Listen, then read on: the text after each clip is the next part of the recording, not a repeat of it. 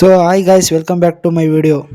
So ವಿಷಯ ಏನಪ್ಪ ಅಂದರೆ ಗೈಸ್, ನಿಮ್ಮ ಹಸಿಗೂ ಈ ಥರ ಕೆಸಲ್ ಹತ್ರ ಗಂಟು ಇಲ್ಲಾಂದರೆ ಕೆಸಲ್ ಬಾವ್ ಆಗಿದ್ರೆ ಫಸ್ಟು ಈ ಥರ ಐಸ್ ತಗೊಂಡು ತಿಕ್ಬಿಡಿ. ಅಂದರೆ ಒಳಗಿರೋದು ಹಾಲು ಕಟ್ಟಿರೋದೆಲ್ಲ ಕರ್ಗೋ ಹಾಗೆ.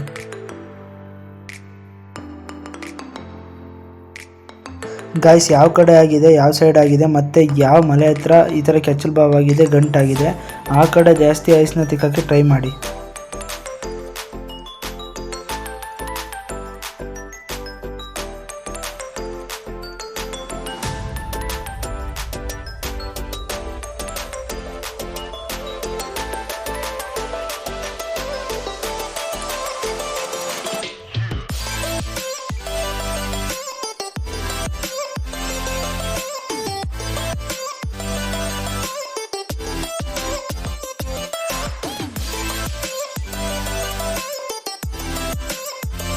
ಸೊ ಗೈಸ್, ಮತ್ತೆ ಏನು ಮಾಡಬೇಕು ಅಂದರೆ ಯಾವ ಮಲೆ ಹತ್ರ ಗಂಟಾಗಿದೆ ಆ ಮಲೆಯಲ್ಲಿ ಹಾಲು ಕರೆದ್ಬಿಡಿ. ಅದು ಯಾವತ್ತಾದರೂ ಪರವಾಗಿಲ್ಲ, ಬೆಳಗ್ಗೆ ಆದರೂ ಪರವಾಗಿಲ್ಲ, ಸಂಜೆ ಆದರೂ ಪರವಾಗಿಲ್ಲ, ಮಧ್ಯಾಹ್ನ ಆದರೂ ಪರವಾಗಿಲ್ಲ. ಫಸ್ಟ್ ಹಾಲನ್ನ ಕರೆದು ಕ್ಲಿಯರ್ ಮಾಡಿಬಿಡಿ. ಅದಕ್ಕೆ ನೋವಿರುತ್ತೆ, ಅದಕ್ಕೋಸ್ಕರ ಕಾಲು ಎತ್ತುತ್ತೆ. ಫಸ್ಟ್ ಈ ಥರ ಒಂದು ಬಕೆಟ್ ಹಿಡ್ಕೊಂಡು ಹಾಲು ಕರೆದು ಅದನ್ನು ಚೆಲ್ಬಿಡಿ. ಸೊ ಗೈಸ್, ಇದೇ ನೋಡಿ, ಈ 3 ಮೆಡಿಷನ್ನು ನಿಮ್ಮ ಹತ್ರ ಇದ್ದರೆ, ಹಸಿ ಕೆಚ್ಚಲ್ ಬಾಬ್ ಆದರೆ ಇದನ್ನು ಮೆಡಿಷನ್ ಅಪ್ಲೈ ಮಾಡಿ ಒಂದು 2 ಅವರ್ಸ್ ಆದಮೇಲೆ ಕೆಸಲ್ ಬಾವು ಸ್ವಲ್ಪ ಇಳಿತಾ ಇರುತ್ತೆ. ಈ ಮೆಡಿಷನ್ ಫುಲ್ ನೋಡ್ಕೊಂಬಿಡಿ.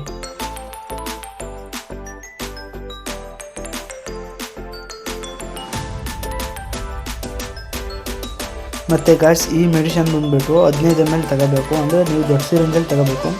ಈ ಮೆಡಿಷನ್ನು ಒಳಗಿರೋ ಗಂಟನ್ನ ಕರಗಿಸೋಕ್ಕೆ ಹೆಲ್ಪ್ ಮಾಡುತ್ತೆ.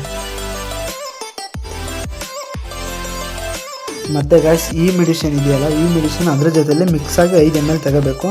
ಇದು ಈ ಒಳಗಿರೋದ ನೋವನ್ನ ಕಂಟ್ರೋಲ್ ಮಾಡುತ್ತೆ. ಮತ್ತು ಗಾಯ್ಸ್, ಈ ಸ್ಪ್ರೇ ಬಂದುಬಿಟ್ಟು ನೀವೆಲ್ಲ ಮೆಡಿಷನ್ನ ಮಲೆಗೆ ಹಾಕ್ತಿರಲ್ಲ, ಅದಾದಮೇಲೆ ಈ ಸ್ಪ್ರೇನ ಬರೀ ಮೇಲೆ ಎಲ್ಲಿ ಊದಿದೆ ಆ ಜಾಗದಲ್ಲಿ ಮಾತ್ರ ಸ್ಪ್ರೇ ಮಾಡಬೇಕು.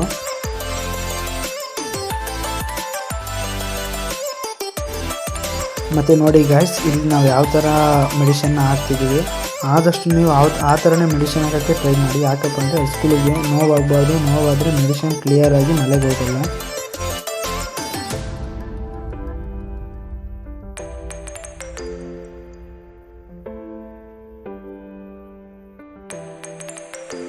ಗಾಯ್ಸ್, ಇದೇ ಸ್ಪ್ರೇ ಆಗಲೇ ತೋರಿಸಿದ್ದು. ಈ ಥರನೇ ಎಲ್ಲೆಲ್ಲಿ ಊದಿರುತ್ತೆ ಆ ಜಾಗದಲ್ಲಿ ಮಾತ್ರ ನೀವು ಸ್ಪ್ರೇ ಮಾಡ್ತಾ ಹೋಗಬೇಕು.